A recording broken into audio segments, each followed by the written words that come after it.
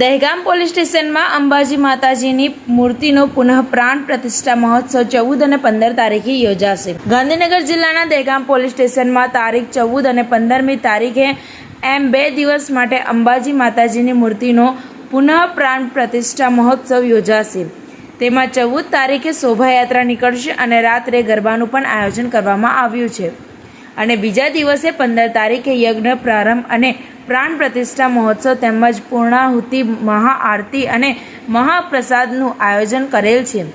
તો આ કાર્યક્રમમાં પોલીસ સ્ટેશનનો સ્ટાફ અને શહેરના અગ્રણી આગેવાનો, શહેરની તેમજ ગ્રામ્ય વિસ્તારની જનતા અને પોલીસ અધિકારીઓ પણ ઉપસ્થિત રહેશે।